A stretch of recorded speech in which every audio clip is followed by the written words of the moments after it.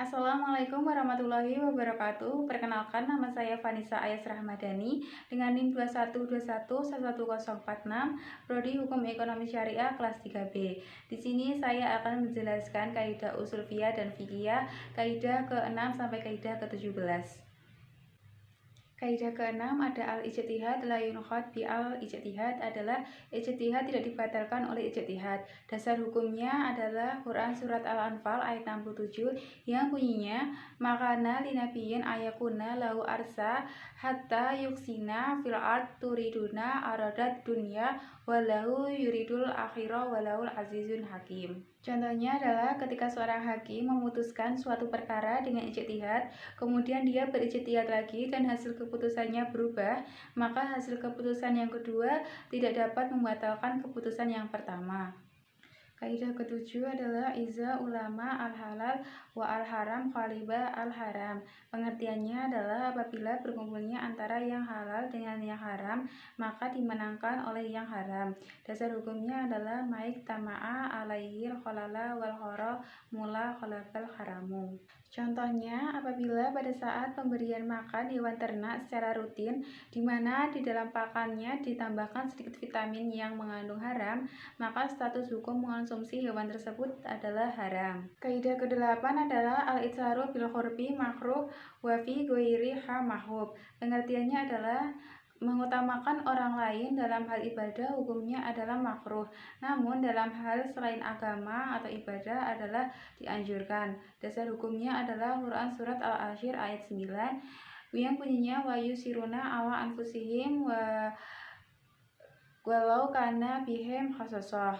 Contohnya yang makruh adalah ketika seseorang memberikan air wudhu kepada orang lain saat kekurangan air sehingga ia tidak bisa berwudhu. Sedangkan yang terpuji adalah mendahulukan orang lain dalam menerima zakat.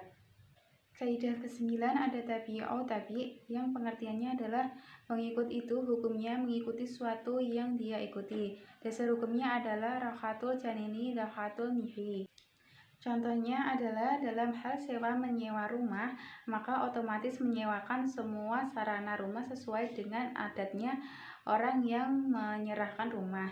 Misalnya adalah sumur, listrik, PDAM, dan lain-lain. Kaidah ke-10 tasarutul imam ala al-raniyah manutun bi'al maslahah. Pengertian tasaruf adalah tindakan imam terhadap rakyat harus dihubungkan dengan kemaslahatan. Dasar hukumnya Quran surat Al-Nisa ayat 58 inallaha yamurutun antu adul amanati ila aliha wa iza hakamtum ba'inan nasi atakuma bi'at. Contohnya adalah dalam hal pembagian zakat, seorang imam yang masih dalam keadaan mampu tidak boleh mengutamakan dirinya dalam menerima zakat daripada rakyat yang notabene lebih membutuhkan zakat tersebut. Kaidah ke-11 al-hudud tashutu bi al-syubhat. Pengertiannya adalah hukuman-hukuman itu gugur karena syubhat. Dasar hukumnya adalah idra'ul khuwadu'aha ba'al syubhati. Contohnya, minum miras dengan tujuan menyembuhkan penyakit kronis atau untuk pengobatan. Kaidah ke-12 al-huru la yuqulu tahtal yadi. Pengertiannya adalah orang yang merdeka itu tidak masuk dalam kekuasaan. Dasar hukumnya Quran surat Al-Imran ayat 26 qulillahumma malikal mulki tutil mulka man tasya wa tanzul mulka mimman tasya biyadikal khair innahu ala kulli syai'in qadir. Contohnya, seandainya mengurung orang yang merdeka dengan memperlakukan dengan baik, kemudian dia mati karena tertimpa tembok yang roboh, maka tidak wajib membayar ganti rugi. Kaidah ke-13 laharimu lahu hukmu ma huwa harimu lahu.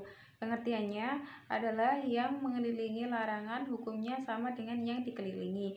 Dasar hukum hadis Nabi yang halal telah ada atau jelas dan yang haram tidak jelas dan di antara keduanya ada masalah-masalah mutasyabihat atau tidak jelas hukumnya. Contohnya adalah dalam hukum miras haram, maka yang mengedarkan, membuat, menjual akan mendapatkan dosa yang sama seperti peminumnya.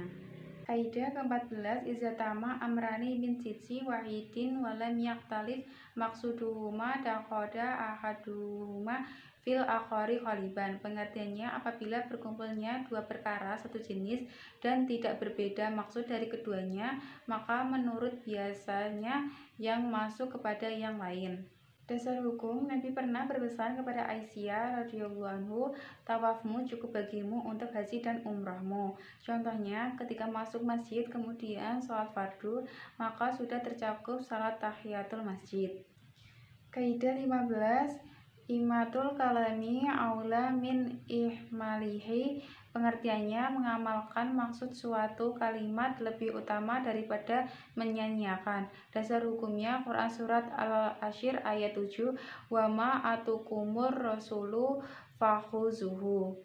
Contohnya, ketika seorang berwasiat memberikan harta kepada anak-anaknya, padahal dia sudah tidak mempunyai anak kecuali cucu-cucunya, maka harta tersebut akan diberikan kepada cucu-cucunya. Kaidah 16, akhraju bidzoman. Pengertiannya, barang siapa yang memperoleh manfaat dari sesuatu yang dimanfaatkannya, maka ia harus bertanggung jawab atas doror atau gurmu serta doman yang akan terjadi. Dasar hukumnya, Rasulullah bersabda, hak mendapatkan hasil itu disebabkan oleh keharusan mengganti kerugian. Contohnya adalah seekor binatang yang dikembalikan kepada pemiliknya dengan alasan cacat, maka si penjual tidak boleh meminta bayaran atas penggunaan binatang tersebut. Kaidah ke-17, al-khuruju minal khilaf mustahab. Pengertiannya, menghindari barang atau perbuatan yang hukum halalnya masih diperselisihkan adalah terpuji. Dasar hukumnya, ya ayyuhalladzina amanu tanibu kasira minazani inna badazani ismu. Contohnya adalah para ulama yang berbeda pendapat mengenai bagian rambut kepala yang harus dibasuh. Cukup sekian dari saya. Terima kasih. Wassalamualaikum warahmatullahi wabarakatuh.